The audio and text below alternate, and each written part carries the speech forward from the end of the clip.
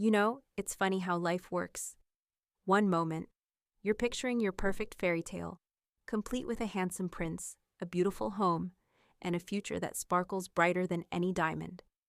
The next, you're sitting across from your in-laws, in a room that probably costs more than my entire childhood home, and they're offering you a cool $1 million to walk away from their son. Just like that, poof, gone. If you've ever felt like your world was a meticulously constructed sandcastle, and then a rogue wave just casually swallowed it whole, then you might just get what I'm talking about. And trust me, you won't believe what happened next. So, grab a snack, settle in, because this is my story, the one where their $1 million insult became my multi-million-dollar revenge. And if you've ever had to deal with something similar, a family that just couldn't see your worth, drop your thoughts in the comments below. I'd love to hear your experiences. It all started, as most of my problems seem to, at one of the Miller family's infamous gala events.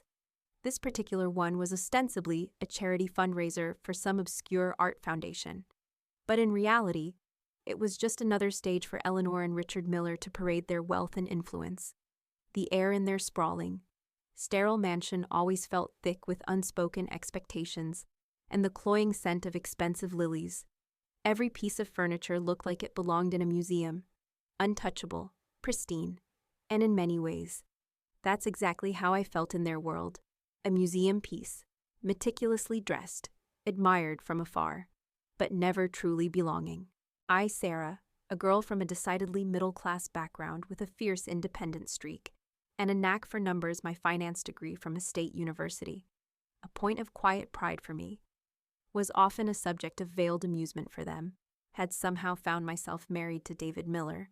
David was good, he was kind, handsome in that classic, all-American way, and genuinely loved me, or so I thought.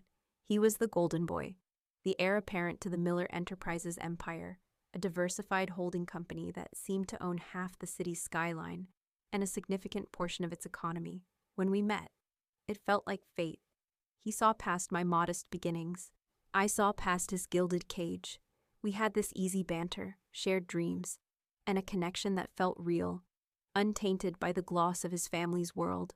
Our wedding had been a grand affair, orchestrated by Eleanor down to the last perfect petal.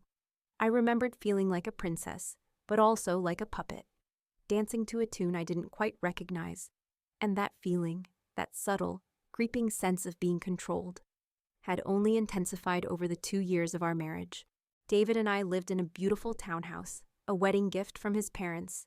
Of course, it was stunning, but every piece of art, every antique rug, every single throw pillow felt like it came with a tiny, invisible tag that read, "Property of Miller, do not alter."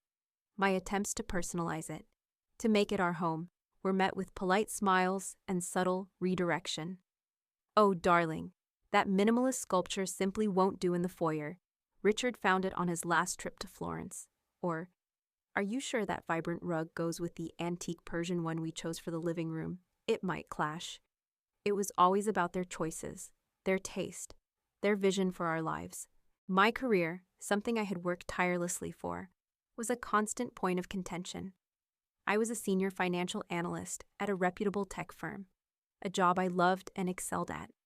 It gave me a sense of purpose, a feeling of contributing something tangible to the world, and most importantly, financial independence. But to Eleanor, it was a quaint hobby. "Why do you work so hard? Dear David earns more than enough for both of you."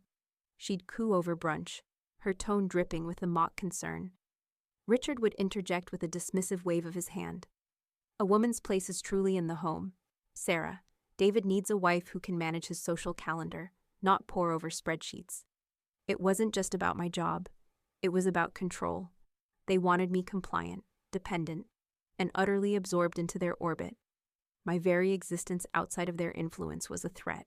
David, bless his heart, would offer weak protests. "Mom, Dad, Sarah loves her job. She's really good at it."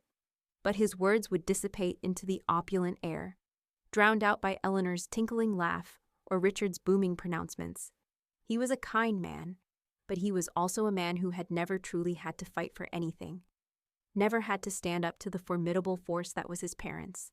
He was accustomed to their decisions being his decisions, their desires, his desires.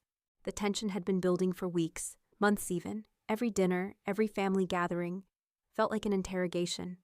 When are you two planning to start a family? Sarah, David isn't getting any younger, Eleanor would press, her gaze piercing. Or Richard.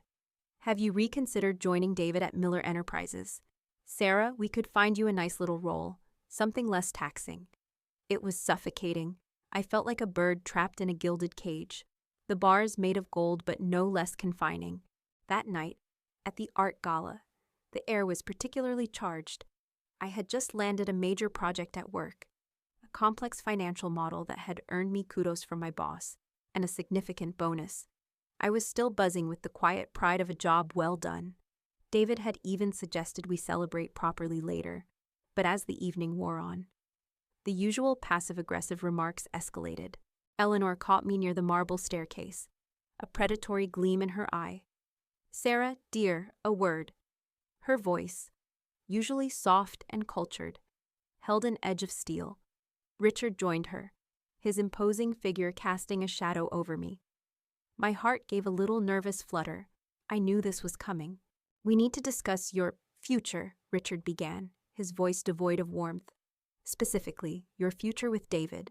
I tried to keep my voice steady. I believe David and I are quite happy, Richard.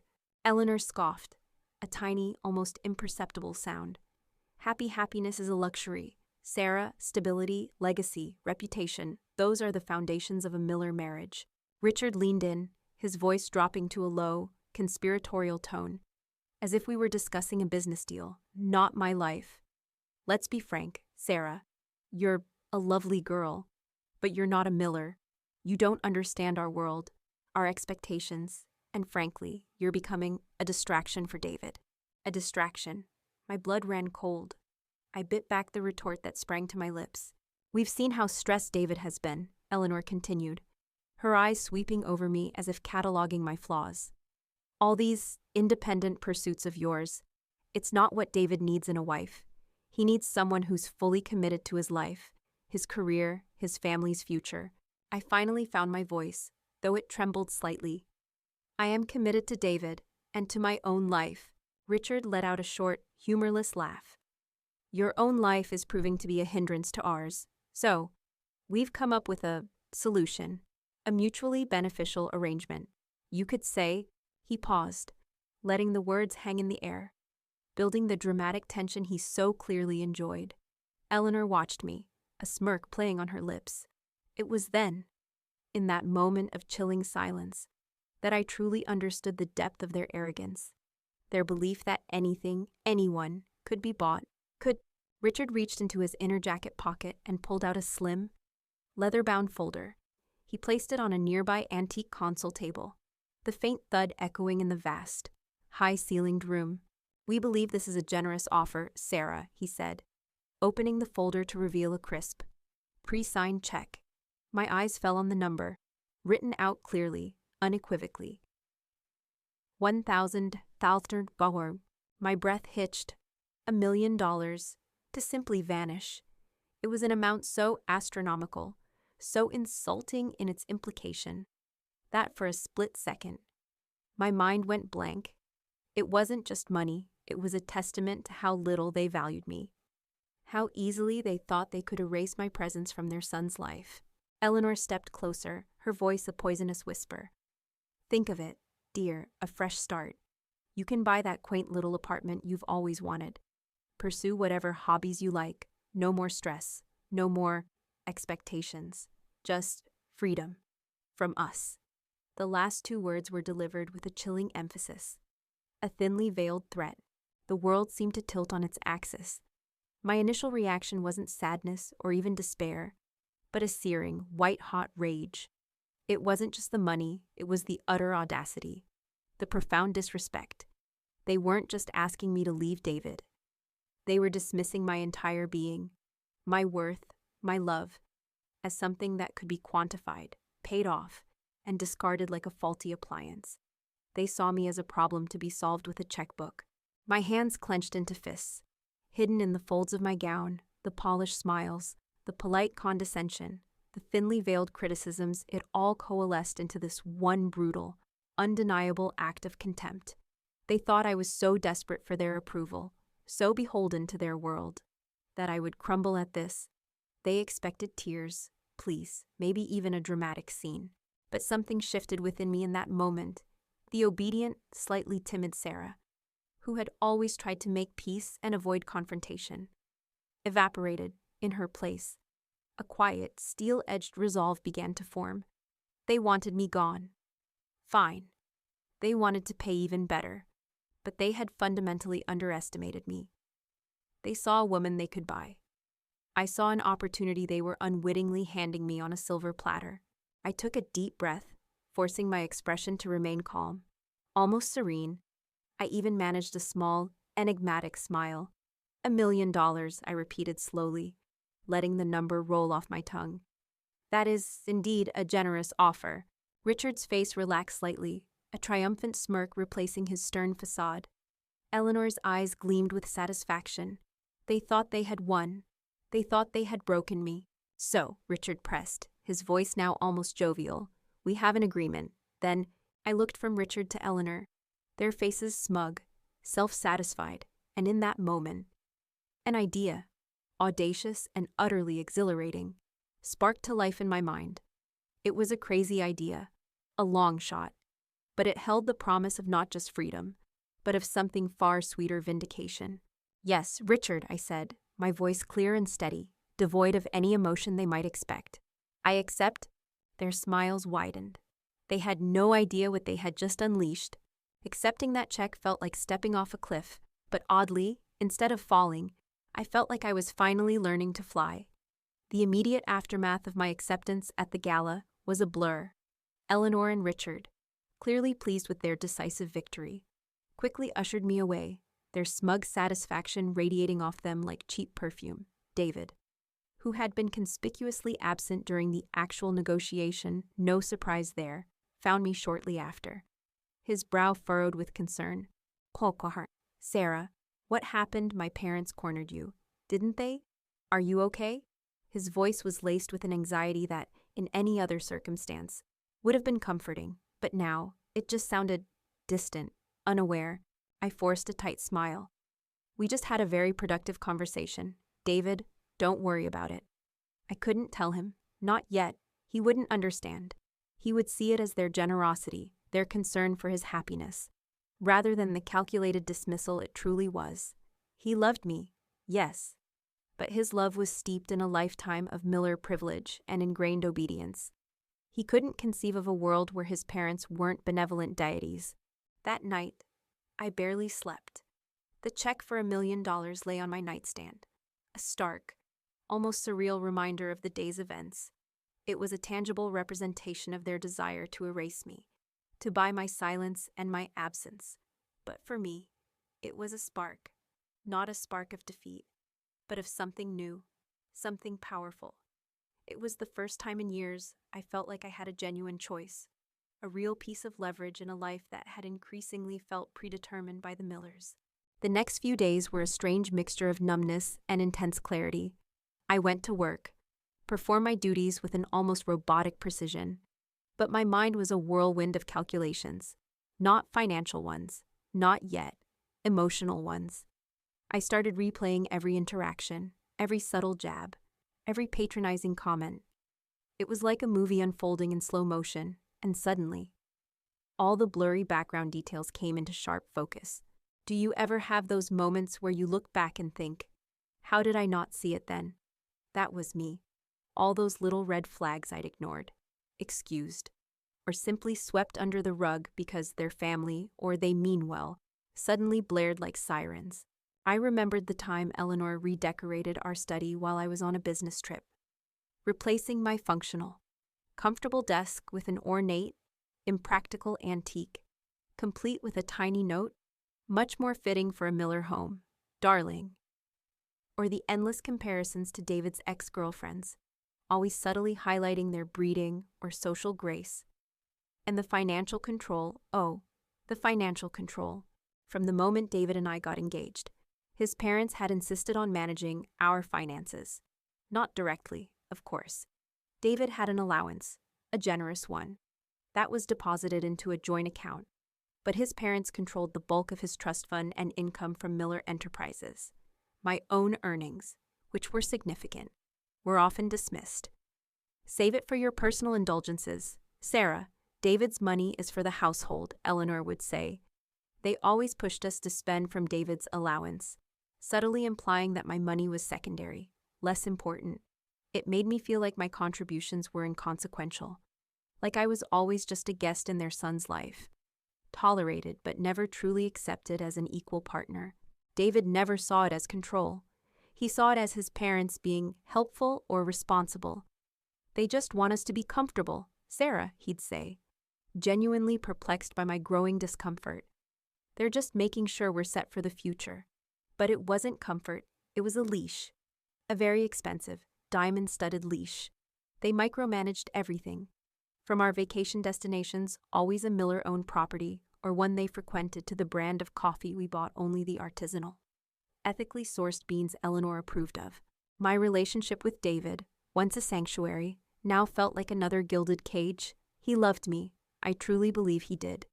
But he was utterly enmeshed in his family's web. Their approval was his oxygen. Their desires were his directives. He couldn't conceive of a life outside their influence. Every time I tried to voice my concerns, to articulate how suffocated I felt, he would either get defensive or shut down. You're overthinking it, Sarah. Or, they just want what's best for us. It was like talking to a wall, a kind, well-meaning wall, but a wall nonetheless. I needed to talk to someone who understood the dynamics of toxic wealth and familial manipulation. There was only one person who truly fit the bill, Chloe, my best friend since college. Chloe was a no-nonsense, fiercely independent lawyer who had grown up in a similar environment, though on a slightly less grand scale. Her parents were old money, equally controlling, and Chloe had battled her way out, establishing her own successful law firm and setting rigid boundaries with her family. She was my rock, my sounding board, and my reality check. I called her the morning after the gala. "Chloe," I said, my voice barely a whisper. "They offered me $1 million to leave David." There was a stunned silence on the other end. Then, Chloe's sharp, analytical mind kicked in. $1 million, wow, that's a bold move, even for them. And you, did you say yes? I did, I admitted, the words feeling both liberating and terrifying. I told them I accepted. Another pause. "Sarah," Chloe said slowly, her voice uncharacteristically soft. "Are you okay? This is a lot. I know how much you love David."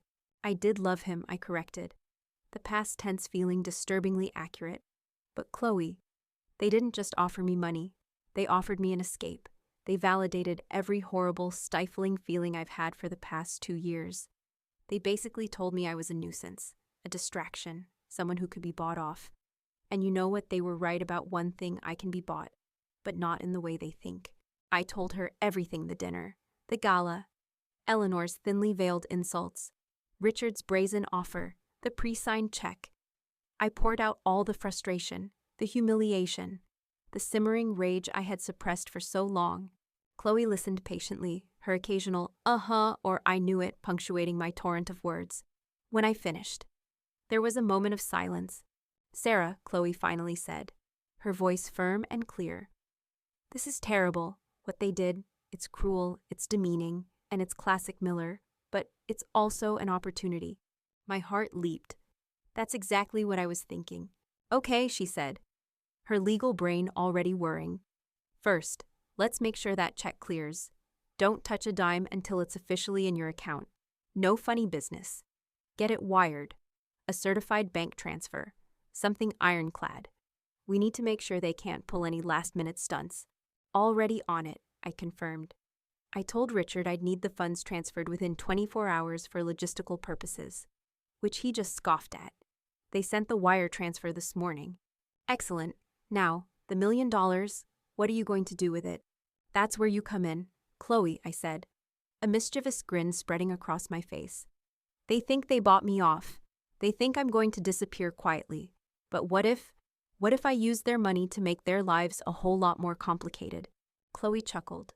Oh, I love where this is going. Give me details. Miller Enterprises, I began, my voice dropping.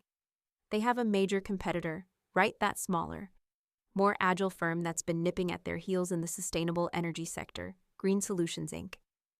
Chloe gasped. Are you serious, Sarah? Green Solutions has been a thorn in Richard Miller's side for years.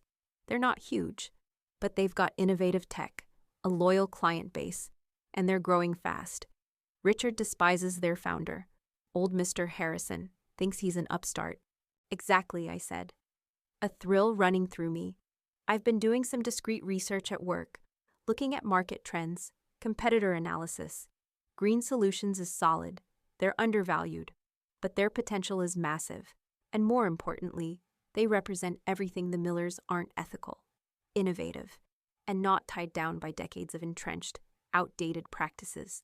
You want to buy Green Solutions? Chloe asked, a mixture of disbelief and admiration in her voice. Sarah, $1 million isn't enough to buy a company like that. Even if it's undervalued, you're talking millions, tens of millions. I know, I replied, my mind racing, but it's a start, a significant start. With $1 million in liquid capital, I can secure a substantial equity stake, especially if I can get some investment partners on board. I can use my expertise to pitch them, show them the potential. Or maybe I don't buy the whole company outright. Maybe I buy a controlling share. Or I leverage it to get a key position and then orchestrate a takeover from the inside. My years in finance, my ability to see opportunities where others saw only obstacles, were kicking in. This is brilliant, Sarah, Chloe said, her voice filled with genuine excitement. Absolutely diabolical. In the best possible way. This isn't just about revenge.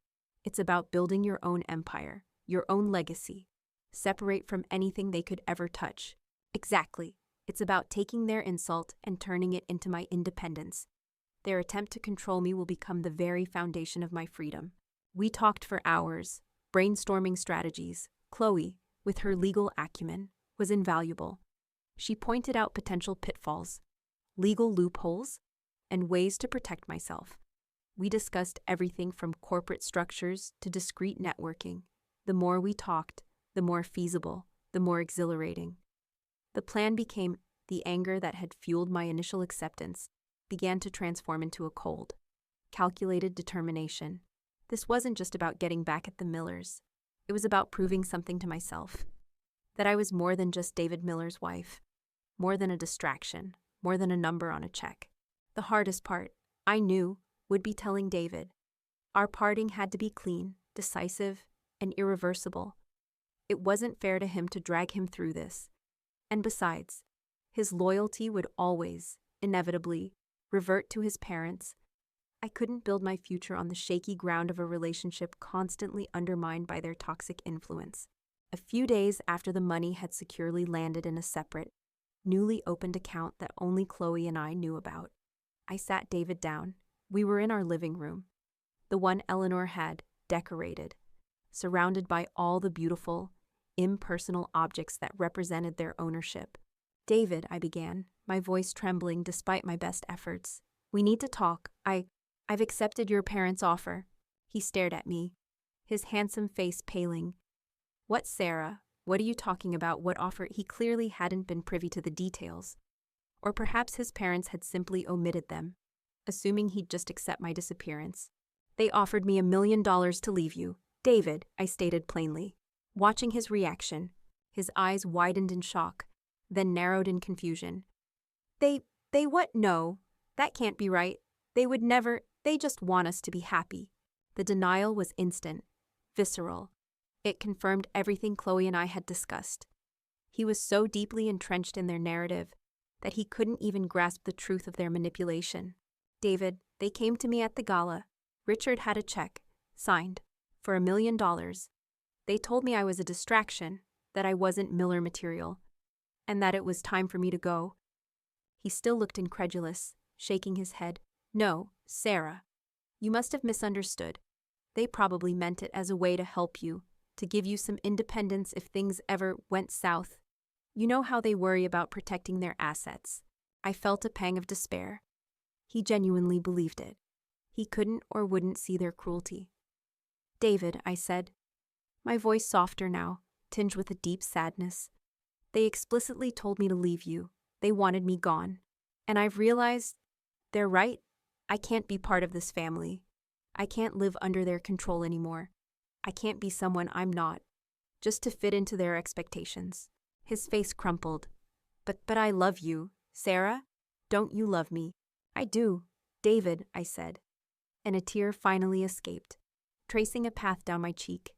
"I truly do, but love isn't enough when it's constantly being suffocated. I can't breathe in this world, in this marriage, where I'm constantly being judged, undermined, and told I'm not good enough simply because I want to be my own person." He reached for me, but I gently pulled away. "I'm going to move out. David, I've already made arrangements. I've accepted their money, and I'm going to use it to build my own life, on my own terms, away from all of this." His shoulders sagged. He looked utterly lost, like a child who had suddenly realized his favorite toy was broken. "Where will you go? What will you do?" "That," I said, a newfound resolve hardening my voice, "is my business, and it's something I need to do for myself, for my own sanity, for my own future." The conversation continued for a long time, filled with his pleas, his confusion, and my unwavering determination. It was heartbreaking, truly. David was a good man caught in a bad situation, but he wasn't strong enough to choose me over his family, or even to truly understand the choice I was being forced to make. In the end, he didn't fight me on the divorce. He simply looked defeated, a shadow of the charming man I had fallen in love with.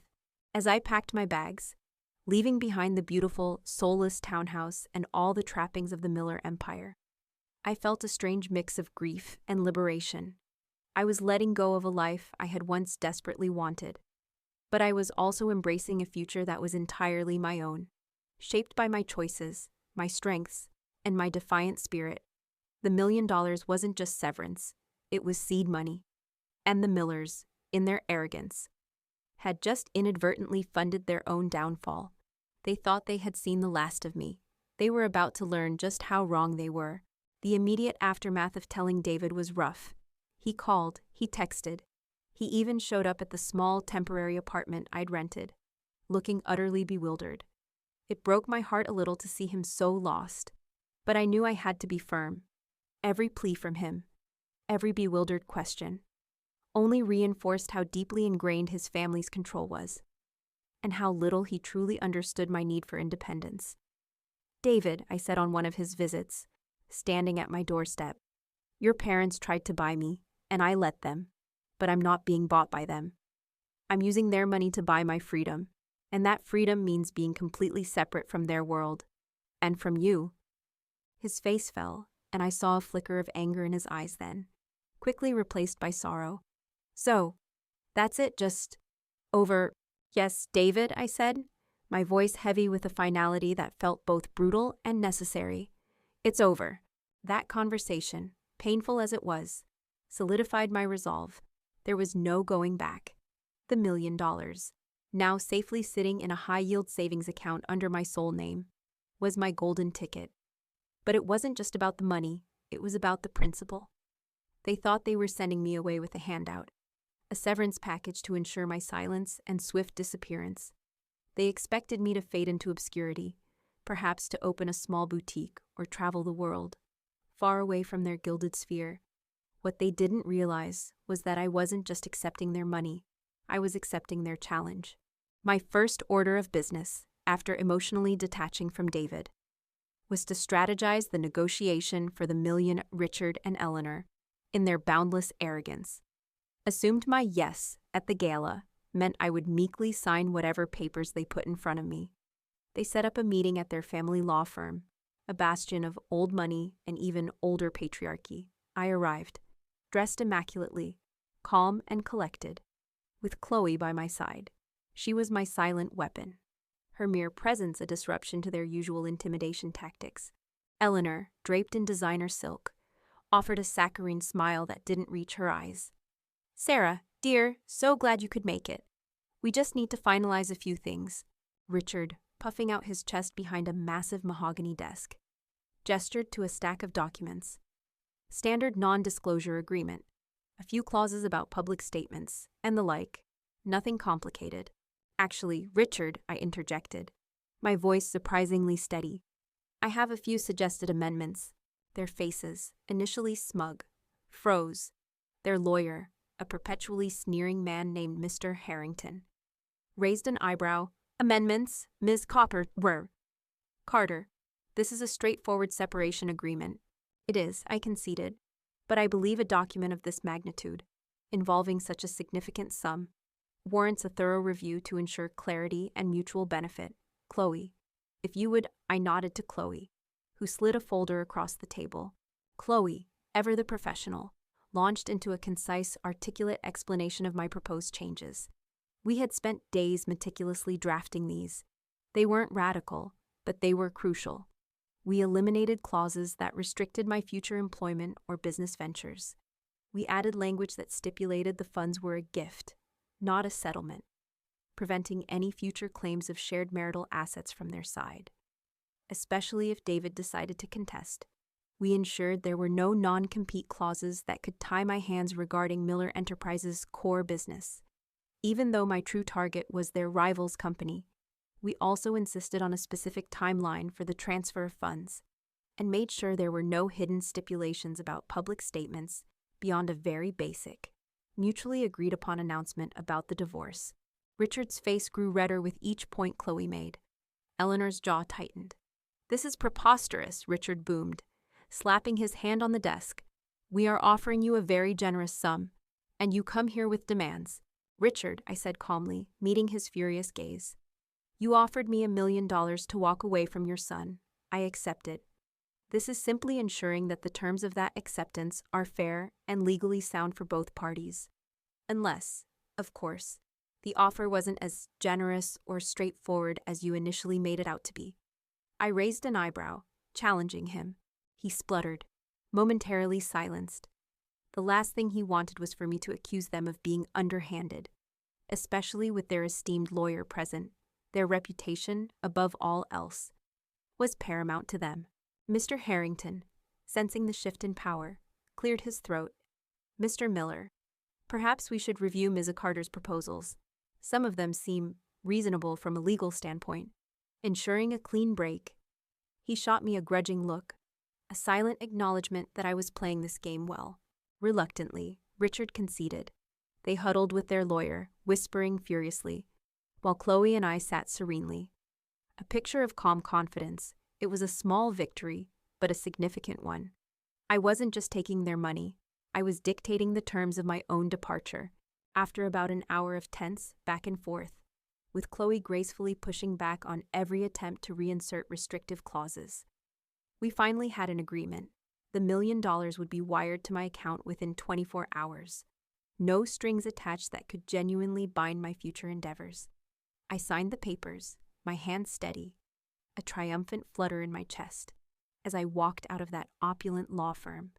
The afternoon sun felt brighter, the air cleaner. I had severed the cord, legally and emotionally. The gilded cage was truly behind me. Now, with the emotional baggage shed and the legalities handled, it was time to shift gears. The $1 million was a powerful launchpad. But as Chloe rightly pointed out, it wasn't enough to simply buy a company like Green Solutions, Inc. outright. My strategy needed to be more nuanced, more sophisticated. My work in financial analysis had given me an insider's view of the market, particularly the burgeoning sustainable energy sector.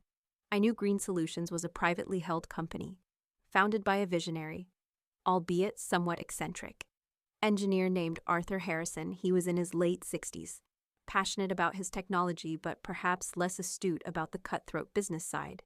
Miller Enterprises had tried to acquire Green Solutions years ago, but Harrison had famously rejected their offers, citing their soul-crushing corporate bureaucracy and lack of true innovation. This personal animosity between Richard Miller and Arthur Harrison was a well-known legend in industry circles, and it was a factor I intended to exploit. My plan involved a multi-pronged approach. Deep dive due diligence. I needed to know everything about Green Solutions, their financials, their patents, their market share, their key personnel, their operational inefficiencies, and their growth potential. My experience was perfectly suited for this. Strategic investment and influence. Instead of a direct hostile takeover, which my funds wouldn't allow anyway, I aimed for a significant equity investment. This would grant me a substantial stake and, crucially, a seat on their board or a senior executive position. From there, I could leverage my financial acumen and strategic vision to drive growth, increase their valuation, and eventually, if necessary, orchestrate a larger takeover with external investors. Building alliances. I couldn't do this alone. I needed to identify key players within Green Solutions who might be receptive to new leadership or a fresh direction. I also needed to build a network of potential investors who believed in sustainable energy and saw the untapped value in Green Solutions. Chloe was instrumental in this phase as well, connecting me with her network of corporate lawyers and venture capitalists. Discreetly, of course. We're looking for opportunities in the green tech sector, she'd say, never mentioning Miller or my past. We kept everything under wraps, operating with absolute secrecy. My days became a blur of research, financial modeling, and clandestine meetings. I spent hours poring over publicly available data, industry reports, and even obscure academic papers related to Green Solutions' patented technologies. My background in financial analysis, previously dismissed as a hobby by the Millers, became my superpower. I could spot trends, identify inefficiencies, and project growth with an almost intuitive understanding. The more I dug, the more excited I became. Green Solutions wasn't just a rival, it was a diamond in the rough, brimming with potential if given the right strategic direction and capital. I learned that Arthur Harrison, while brilliant, was struggling with the day-to-day management of a rapidly expanding company. His passion was invention, not administration. This was my entry point. The company needed financial restructuring, better marketing, and a more aggressive expansion strategy, all areas where I excelled. One evening, after another intense day of research, I called Chloe. "Chloe, I think I have a way in," I said, my voice buzzing with excitement. Green Solutions is looking for a new head of corporate development. It's a senior role, reporting directly to Harrison. It's perfect. It puts me inside, gives me access to all their internal workings, and allows me to prove my worth without having to buy them outright just yet. "That's risky, Sarah," Chloe cautioned. "What if Harrison doesn't want outside influence? What if they see you as a threat?" "That's where the $1 million comes in," I explained. "I won't just apply for the job. I'll approach them as a potential strategic investor and a candidate for the role. I'll show them my plan, my vision for their growth, backed by my own capital. It's a compelling package. It shows commitment, not just ambition." Chloe considered this. "A very shrewd move. It signals you're not just an employee. You're an invested partner, but you'll need to be incredibly careful. Any whiff of your connection to the Millers, and Harrison will slam the door in your face. My last name is Carter, not Miller," I reminded her. "And as far as the world knows, I'm just a recently divorced financial analyst looking for a new challenge. With a sudden windfall, we'll build a narrative of independent wealth, perhaps an inheritance, something vague enough to be plausible but not traceable to them." This calculated deception was uncomfortable, but necessary, for too long. The Millers had controlled my narrative. Now, I was reclaiming it. One carefully constructed detail at a time. I used some of the $1 million, a small portion, strategically to invest in myself, new professional wardrobe, a sleek new laptop, and even a temporary office space that exuded professionalism and capability. I wanted to project an image of success and independence, not a woman who had just been paid to disappear. The next step was making contact with Green Solutions. I didn't send a resume through official channels. Instead, leveraging a connection Chloe had with a board member, I secured an informal meeting with Arthur Harrison himself. It was a bold move, but I knew I needed to bypass the usual gatekeepers to make my unique proposition. The meeting took place in Harrison's cluttered, yet oddly charming office. Papers were stacked precariously on every surface. Half-finished prototypes littered his desk, and the air hummed with the quiet energy of innovation. Harrison himself was a wiry man with a shock of white hair and bright, intelligent eyes that twinkled behind thick glasses. He looked at me with a mix of curiosity and skepticism. "Miss Carter," he said, adjusting his spectacles.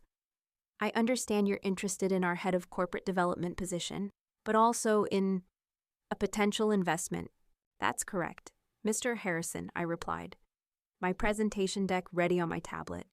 I believe Green Solutions has immense untapped potential, particularly in its market penetration and scaling. Your technology is revolutionary, but your strategic growth needs a sharper edge. For the next hour, I didn't just talk about my qualifications, I talked about his company's future. I showed him detailed financial projections, market analyses that highlighted opportunities he was missing, and a clear, actionable plan for expansion. I demonstrated how a strategic capital infusion, combined with robust corporate development, could double their valuation within 5 years. And then, I laid my cards on the table. I am prepared to invest a significant sum of my personal capital into Green Solutions, alongside taking on the head of corporate development role, I stated, watching his reaction carefully. This investment isn't just a gesture, it's a demonstration of my absolute belief in your vision and my commitment to seeing this company reach its full potential. I'm not just looking for a job, Mr. Harrison, I'm looking for a partnership. I want to build something great with you, something that truly impacts the future of energy, far beyond what any old money, stifling conglomerate could ever achieve. I paused, letting the subtle jab at Miller Enterprises hang in the air. A calculated risk. Harrison's eyes, which had been darting between my face and the projections, now fixed on me. A slow smile spread across his face, a genuine one this time. So, you're not afraid to challenge the big boys, are you, Ms. Carter? He chuckled, a glint of shared defiance in his gaze. Miller Enterprises has been trying to swallow us whole for years.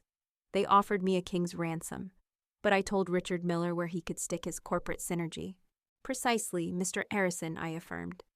And that's exactly why I'm here. I believe in true synergy between innovation and smart growth. I believe in building, not buying out and dismantling. And I believe in genuine independence. He stood up, walked to his window, and looked out at the city skyline, a skyline undoubtedly dotted with Miller Enterprises buildings. 1 million. You said you're willing to put that much of your own money where your mouth is. And more, if necessary, with the right partners, I confirmed. But yes, Mr. Harrison, my personal capital is on the table. He turned, a thoughtful expression on his face. Ms. Carter, I like your moxie.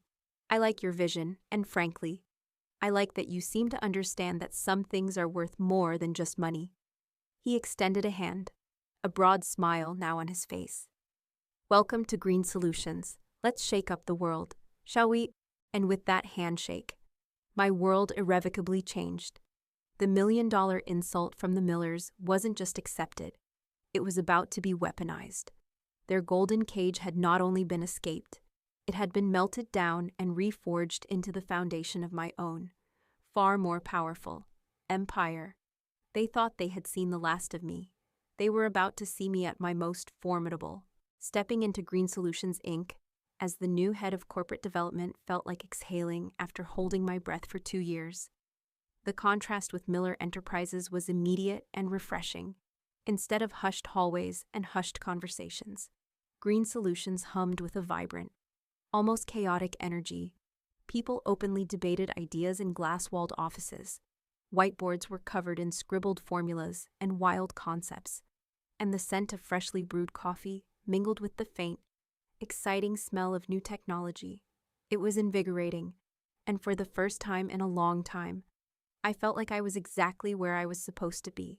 My new office, unlike the Miller-furnished museum pieces I was used to, was modest, functional, and had a fantastic view of the city skyline, a skyline that included the imposing, somewhat grim, headquarters of Miller Enterprises. That view became my daily reminder, a silent motivation. They thought they had dismissed me. I was about to show them how wrong they were. Arthur Harrison was everything Richard Miller wasn't: brilliant but humble, passionate but disorganized, a visionary who needed someone to translate his genius into actionable business strategy. He welcomed me with genuine warmth, clearly thrilled to have someone who understood both the technical intricacies of his green energy solutions and the financial mechanics of scaling a business. "Sarah," he said during my first week, gesturing wildly at a complex diagram on a whiteboard, This is our new thermochemical conversion unit. It can process agricultural waste into biofuel with 90% efficiency. The problem is, our current production facility can only handle a fraction of the demand we're seeing from the agricultural sector. We need to expand. And fast, but the capital and the logistics. He trailed off, looking overwhelmed. This was my sweet spot. Arthur, I replied. That's exactly what I'm here for. We'll secure the capital, optimize the logistics, and build a scalable model that allows you to focus on the innovation. My goal is to make sure your brilliant ideas aren't bottlenecked by business operations. My days were a whirlwind. I immersed myself completely, leveraging my $1 million investment not just as a financial stake, but as a commitment. I wasn't just an employee, I was a partner. I spent countless hours dissecting Green Solutions' financial statements, identifying inefficiencies, and uncovering hidden assets. Their balance sheet was strong, their patents invaluable, but their operational flow was, as I suspected, a mess. They had fantastic technology and passionate people, but they lacked the disciplined financial management and strategic foresight needed to truly explode onto the market. My first major project was restructuring their supply chain and pitching a new funding round. I streamlined their procurement processes, negotiated better deals with suppliers, and introduced cost-saving measures that, while small individually, added up to significant savings. I also started building relationships with Arthur's key engineers and scientists.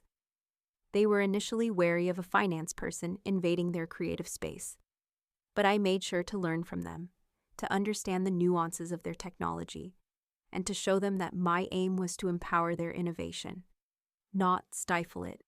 My job, I told one skeptical lead engineer, is to make sure you have the resources and the runway to build the future you envision. Slowly, I earned their trust. Meanwhile, Chloe was a crucial sounding board. We had weekly calls, often late into the night, discussing everything from potential legal challenges to market positioning.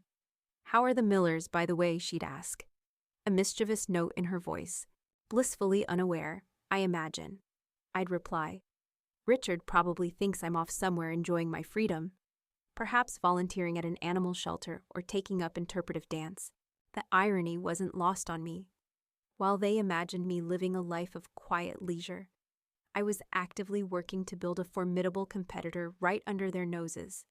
This quiet preparation, this meticulous laying of groundwork, was deeply satisfying. It was a stark contrast to the performative displays of wealth and power that defined the Millers' world. My power was being built in silence, brick by calculated brick. The biggest challenge was the upcoming funding round. To truly scale Green Solutions, we needed more than my $1 million. We needed institutional investors, venture capitalists who understood the long game of green tech. I began crafting the most comprehensive, compelling pitch deck of my career. It wasn't just about numbers. It was about storytelling, the story of Arthur's vision, of a sustainable future, and of how Green Solutions was uniquely positioned to lead that charge. I also had to carefully manage information, while my divorce from David was public. The specific terms of the settlement were not. I had cultivated a narrative of having received a substantial inheritance from a distant relative, giving me the capital to pursue new opportunities. It was just vague enough to be plausible, and crucially, it didn't link back to the Millers. My professional reputation was strong, built on years of solid work in the tech finance sector, and that carried weight. Investors were interested in my track record, not my marital history. The series of investor meetings began. They were grueling, hour after hour of presenting, defending projections, and answering probing questions. There were moments of doubt, of course. Was I truly capable of leading this? Was my ambition eclipsing my common sense? But then I'd think of Eleanor's condescending smile, Richard's dismissive wave, and the cool, insulting feel of that $1 million check in my hands. That doubt would evaporate, replaced by a fierce determination. I wasn't just doing this for myself. I was doing it for every woman who had ever been underestimated, every person whose worth had been reduced to a dollar sign. One particular meeting stood out. It was with Vanguard Capital, a notoriously conservative but influential venture capital firm. The lead partner, a sharp-eyed woman named Ms. Albright, grilled me relentlessly. "Ms. Carter," she said, leaning forward, "your projections are aggressive. Your valuation of Green Solutions, while not outlandish, is at the higher end given its current scale. What makes you so confident you can achieve these numbers?" I took a breath. "Ms. Albright, what makes me confident is a combination of Green Solutions' proprietary technology, a rapidly expanding market for sustainable energy, and a significant operational overhaul that is already underway. But more than that, it's my personal commitment. I've invested my own capital because I believe in this company with every fiber of my being, and I'm willing to work harder than anyone else to ensure its success. I see what others miss, because I'm not just looking at the balance sheet, I'm looking at the revolution." I could see a flicker of something in her eyes, perhaps respect, perhaps a challenge. She pressed me on a few more points, then surprisingly leaned back. "Very well, Miss Carter, we'll be in touch." I left the meeting feeling exhausted but invigorated. It was a marathon, not a sprint. And I was pushing myself harder than I ever had before. David called occasionally during this time, usually leaving voicemails. He was clearly trying to figure out what I was doing, where I was. He seemed to think I was just taking time for myself or finding my footing. He had no idea I was building a war machine. I never returned his calls. My focus was singular. As the weeks turned into months, my efforts began to bear fruit. The operational efficiencies I implemented saved Green Solutions nearly 15% on their annual expenditures. Our prototype for the new conversion unit moved into the final testing phase, exceeding expectations. And then, the calls started coming in. Vanguard Capital was in, followed by 2 other major investment firms. They were impressed not just by Green Solutions technology, but by my vision, my strategy, and the fact that I had put my own money on the line. The new funding round was secured. It wasn't just a round, it was a game changer. We raised significantly more than we initially sought, enough to build 2 new state-of-the-art production facilities, invest heavily in R&D, and significantly ramp up our marketing and sales efforts. My initial $1 million had acted as a powerful anchor, a statement of intent that attracted much larger fish. With the new capital flowing in, Green Solutions transformed. We started hiring rapidly, bringing in top talent in engineering, marketing, and sales. Arthur was ecstatic, finally seeing his life's work get the resources it deserved. My role expanded, shifting from pure corporate development to a more strategic, operational one, overseeing the expansion and ensuring smooth integration of new projects. I was working 12, 14 hours a day, fueled by coffee and a burning desire to succeed. During this period of intense growth, I had a few near misses with the Miller sphere. Once, I saw Eleanor at a high-end department store. I quickly ducked behind a display of expensive handbags, my heart pounding. She looked exactly the same, perfectly coiffed, imperious, radiating an aura of untouchable wealth. She would never have recognized me then, blending into the background as I did in her world. But now, it was different. I was no longer a blending background. I was a rising force. Another time, a former colleague from my old job, who occasionally did contract work for Miller Enterprises, mentioned overhearing Richard Miller complaining about that upstart Green Solutions that was suddenly poaching all the good talent and making waves in the sustainable energy market. He scoffed. Old man Harrison must have finally found some money from somewhere, probably some gullible foreign investor. My colleague had no idea that gullible foreign investor was sitting right across from him. I just smiled, feigning disinterest, a thrill of quiet triumph running through me. This period of quiet preparation was vital. It wasn't flashy or dramatic, but it was the crucible in which my revenge, and more importantly, my true self, was forged. I had transformed from a woman who was reacting to life to one who was proactively shaping it. The anger that had initially flared at the Miller's insult had matured into a cold, focused ambition. I wasn't just going to buy their rival's company. I was going to make it thrive. I was going to turn it into a powerhouse that they couldn't ignore, couldn't buy, and certainly couldn't dismiss. The stage was set. The pieces were in place. Green Solutions was no longer a small, struggling startup. It was a well-funded, rapidly growing entity, poised for a major market disruption. And the Millers, cocooned in their self-importance, had no idea the storm that was brewing. Funded by their very own money, the unveiling was coming, and it was going to be glorious. Every long night, every challenging meeting, every moment of self-doubt overcome had brought me to this point. I was ready. The air in the grand ballroom of the Metropolitan Business Club crackled with anticipation. This wasn't just another industry event.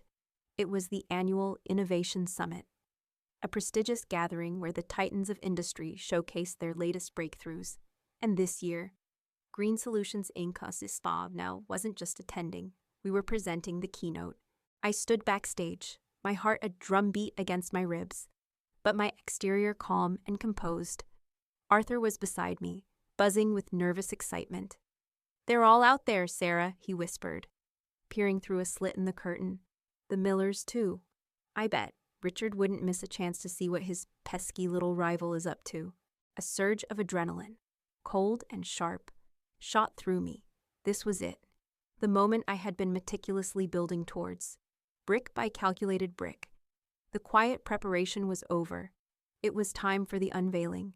The room was packed. Industry leaders, investors, journalists, and yes, there, in the front row, almost perfectly framed by my line of sight, sat Richard and Eleanor Miller.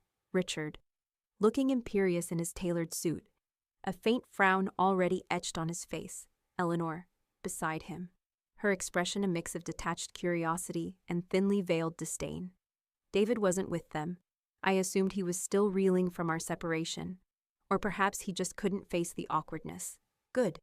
This reveal was for his parents, and them alone. "Ladies and gentlemen," the moderator announced, "please welcome to the stage the visionary founder of Green Solutions Inc., Arthur Harrison, and his brilliant head of corporate development, Sarah Carter." The applause was polite, expectant. Arthur and I walked onto the stage. The spotlights hit us, momentarily blinding, but I held my gaze steady. Scanning the crowd, my eyes locked with Eleanor's. For a split second, there was a flicker of recognition in her eyes, quickly followed by confusion, her brows furrowed. And she leaned over to whisper something to Richard. His head snapped up. His eyes, usually full of self-importance, widened almost imperceptibly. He recognized me, the color drained from his face. That was my hook. The moment they realized the woman they had paid $1 million to disappear was standing on a stage, about to announce something significant, at an event they probably assumed was beneath their notice. "Good evening, everyone," I began, my voice clear and strong, resonating through the large hall. "My name is Sarah Carter, and for the past several months, I've had the immense privilege of working alongside Arthur Harrison to build the future of sustainable energy." I paused, letting my name sink in. I could see the frantic whispers ripple through the Miller row. Richard's face was now a mask of incredulity and dawning horror.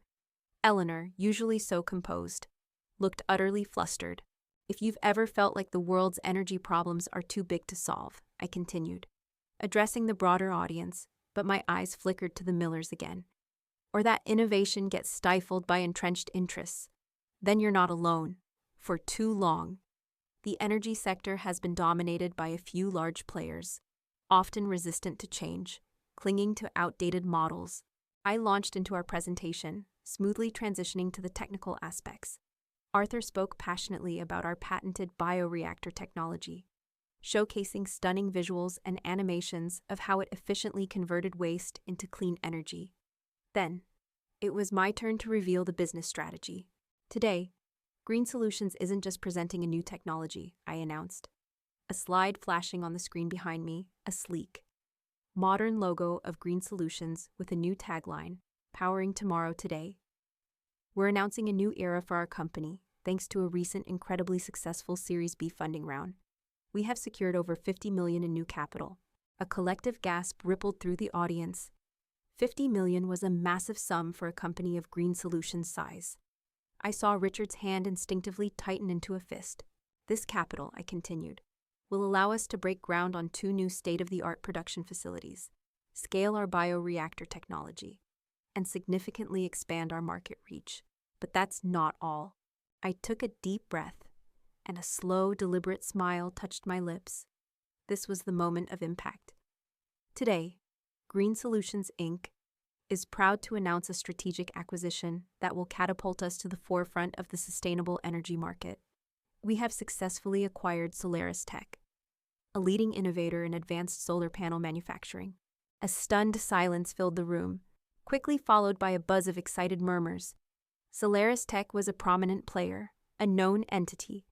Their acquisition by Green Solutions was completely unexpected, a major disruption in the market. I could practically feel the shockwaves hitting the Miller table. Richard's jaw had dropped, and Eleanor looked as if she'd seen a ghost. Solaris Tech was a company Miller Enterprises had eyed for years, but never managed to secure. This acquisition, I explained, combines our groundbreaking bioreactor technology with Solaris Tech's expertise in solar, creating a comprehensive, diversified clean energy portfolio. We are no longer just a niche player. We are a full-spectrum clean energy solution provider, poised to challenge the status quo and truly revolutionize the industry. I ended the presentation with a powerful vision statement. Green Solutions is here to build a cleaner, more sustainable future, not just for profit, but for the planet. We are here to prove that true innovation, backed by smart investment, can truly change the world. And we are just getting started. The applause that erupted was thunderous. It wasn't just polite, it was enthusiastic, genuine. Arthur and I shook hands, beaming as we left the stage. The crowd surged forward, eager to congratulate us, to ask questions. I was surrounded by a sea of admiring faces, but my gaze was fixed on the Millers. Richard was on his feet, his face a terrifying shade of puce, his eyes bulging. Eleanor was gripping his arm, whispering frantically.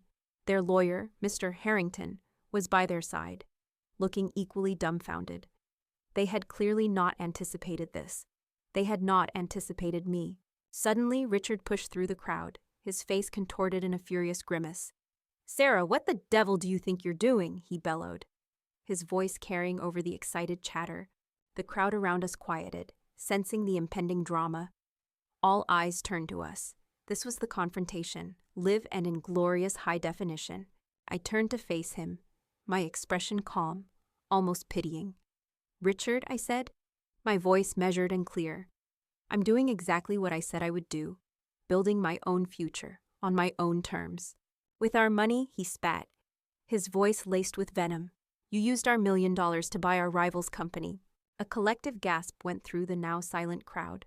The revelation hung in the air, electric. Everyone knew about the Millers' vast wealth, and their reputation for being ruthless. The idea that their own money had been turned against them by a seemingly innocuous former daughter-in-law was pure, unadulterated scandal. I gave a small, wry smile.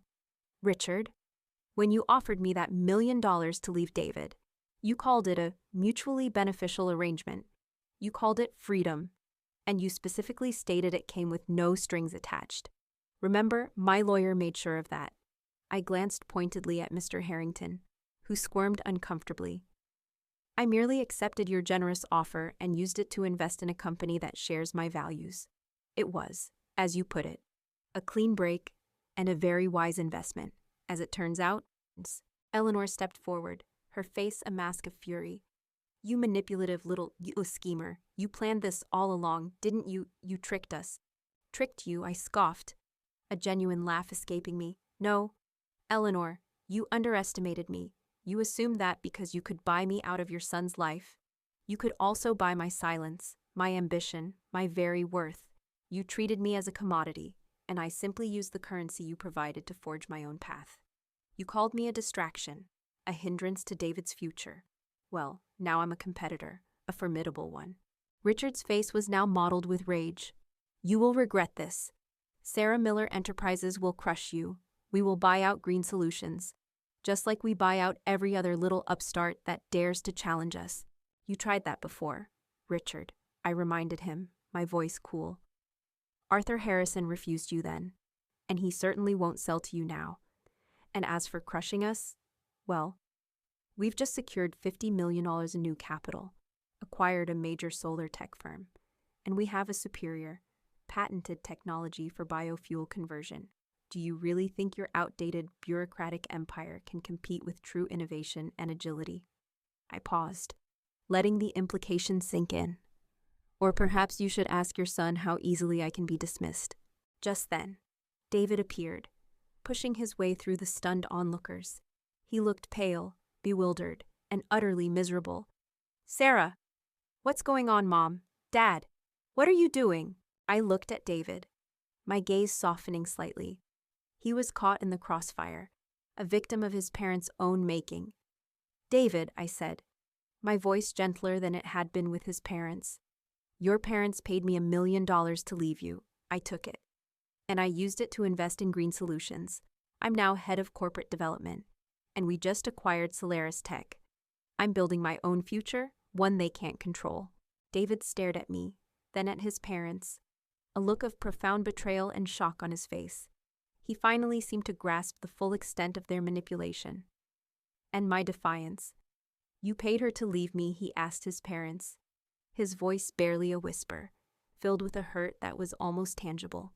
You tried to buy my wife, Richard spluttered, unable to form a coherent sentence. Eleanor looked away, embarrassed by her son's public confrontation. Their carefully constructed facade of benevolence had shattered, exposed for the transactional, controlling beast it truly was. This is not over, Sarah, Richard finally roared, regaining some semblance of his usual bluster. You will regret this. No, Richard, I replied, a profound sense of empowerment washing over me. I don't think I will. In fact, I think this is just the beginning. And thank you, truly, for the initial investment. It was an invaluable kickstart to my new chapter. With that, I turned my back on the fuming Millers, leaving them standing there amidst the buzzing, gossiping crowd, their faces etched with public humiliation. Arthur came up, shaking my hand vigorously. That, he whispered, a grin spreading across his face, was legendary, Sarah, absolutely legendary. As I walked away, surrounded by excited investors and journalists eager for interviews, I felt a lightness I hadn't experienced in years. The weight of the Miller name, the suffocating golden cage, had finally been lifted. They had thought they were buying my silence and my disappearance instead. They had inadvertently funded my rise, and the best part, I had done it all on my own terms. The $1 million was just a bonus. The real prize was my freedom, my power, and the sweet, sweet taste of vindication. The days and weeks following the Innovation Summit were a whirlwind. The story of the $1 million acquisition exploded across the business world. It wasn't just a financial story. It was a human interest piece, a David versus Goliath narrative where David, in this case, was a determined woman who turned a personal slight into a professional triumph. News outlets clamored for interviews. My face, once unknown outside of niche financial circles, was suddenly everywhere. Richard and Eleanor Miller were, predictably, incandescent with rage. Their carefully cultivated image of untouchable power and benevolent patriarchs had been publicly shattered. The news cycles were brutal, painting them as arrogant, out of touch, and ultimately, outsmarted. I heard through the grapevine, mostly from Chloe, who relished every detail that their board members were questioning their judgment. Their rivals were circling, and their usually impenetrable social facade had cracks showing. The irony was sweet. They had tried to erase me, and instead, I had indelibly etched my name into their company's decline. My focus, however, remained squarely on green solutions. The acquisition of Solaris Tech, fueled by the $50 million investment, was transformative. We seamlessly integrated their solar panel manufacturing capabilities with our bioreactor technology, creating a true full-spectrum clean energy solution provider. We could now offer clients everything from waste-to-energy conversion systems to large-scale solar installations. This synergy wasn't just on paper. It was in our products, our strategy, and our growing market share. My role evolved even further. I was no longer just head of corporate development. I was effectively the chief operating officer, working hand in hand with Arthur Harrison, who continued to lead the R&D and innovation we hired aggressively, attracting top talent who were drawn not only to our cutting-edge technology, but also to our story, a story of genuine innovation and a defiant spirit against corporate giants. We even managed to poach a few disgruntled, forward-thinking executives from Miller Enterprises, adding another layer of quiet satisfaction to my victories. The Millers tried, of course, to retaliate. Richard launched a furious smear campaign in the press, accusing me of unethical practices, of being a gold digger who manipulated their son. But my carefully constructed narrative of an inheritance and a passion for green energy held strong. Chloe had made sure all my legal ducks were in a row. Their accusations just made them look desperate and petty. They tried to undercut our deals, leveraging their old money connections to pressure clients and suppliers. But Green Solutions, now well-funded and with a compelling, modern offering, proved resilient. We offered better technology, more flexible terms, and a commitment to sustainability that resonated with a new generation of clients. Their tactics, designed for a bygone era, simply didn't work against our agility and innovation. As for David, our paths did cross again. Several months after the summit, it was at a rare industry networking event that I reluctantly attended. He spotted me across the room, looking hesitant, almost fragile. He had lost some of the confident sheen he once possessed. His eyes met mine, filled with a mix of longing, regret, and something new respect. He approached me cautiously. "Sarah," he said, his voice quiet, you've done incredibly well." I nodded, maintaining a professional distance. "Thank you, David. Green Solutions is thriving." I didn't realize," he began, his gaze dropping to the floor. "I didn't understand what they did, what they truly were, and what they did to you." He looked up, his eyes earnest. "I'm so sorry, Sarah, for everything, for not seeing it, for not standing up for you." His apology, though late, felt genuine. I could see the pain, the regret, the dawning realization of his parents' true nature and his own complicity. "It's okay, David," I said, my voice softer than I expected. The anger I once felt towards him had dissipated, replaced by a quiet empathy. He was a product of his environment, just as I was a product of mine. "You were caught in their web, but I chose to break free." He nodded slowly. "You did, and you built something incredible. They talk about you all the time. You know, they hate it. They absolutely despise it." A faint, almost bitter smile touched his lips. "But I'm proud of you, Sarah." That was unexpected, and in a strange way, it offered a sense of closure. We stood there for a moment. Two people who had once shared a life, now standing on opposite sides of a chasm that had been created not by us, but by the relentless, suffocating force of his family. "I wish you well, David," I said, finally, extending a hand to him. He shook it, a formal, respectful gesture. "You too, Sarah, truly?" That was the last time I spoke to him in any meaningful way. Our lives had diverged completely, and for the first time, I felt no lingering attachment, no regret, just a quiet sense of peace. The empowered future, my life, 2 years after accepting that $1 million check, was unrecognizable. I was no longer the quiet, agreeable Sarah, trying to fit into a world that constantly diminished her. I was Sarah Carter, COO of a rapidly expanding, highly influential clean energy company, a respected voice in the industry, and a self-made woman. Green Solutions, Inc. became a testament to what happens when genuine innovation meets strategic leadership.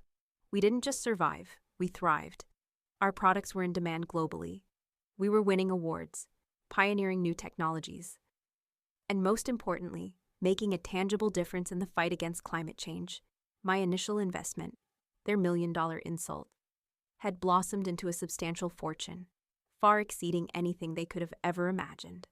But the financial success was merely a byproduct. The true wealth lay in my autonomy, my sense of purpose, and the unshakable confidence I had built. I learned invaluable lessons throughout this journey. Boundaries are not optional. They are essential for survival. For too long, I let the Millers dictate my worth, my happiness, and my identity. Learning to say no, to protect my space, and to walk away from what was toxic was the most liberating act of my life. Your worth is not tied to anyone else's approval or financial control. The Millers tried to buy me, to quantify my value, but my value was in my intelligence, my resilience, my work ethic, and my integrity. No check could ever diminish or define that. Turning pain into power is the ultimate form of self-empowerment. Their act of dismissal, meant to wound and erase, became my most powerful catalyst. I channeled my anger and humiliation into focused determination, transforming a personal slight into a springboard for unprecedented success. True strength lies in quiet confidence, not flashy displays. While the Millers flaunted their wealth and power, I built mine in silence, with meticulous planning and hard work.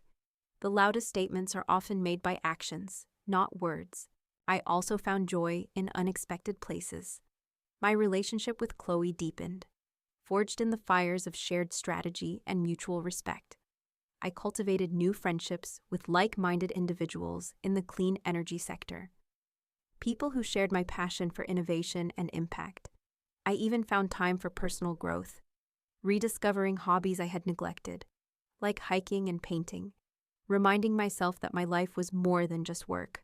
Sometimes, I drive past the towering Miller Enterprises building, and I feel nothing but a quiet sense of victory. Their empire, while still vast, is no longer the imposing, suffocating force it once was in my life. Their market share in certain sectors has dwindled, and their reputation, though resilient, bears the faint, persistent stain of scandal. They are still rich, still powerful, but they are no longer untouchable, and they certainly no longer control my narrative. My story isn't just about getting rich or getting even.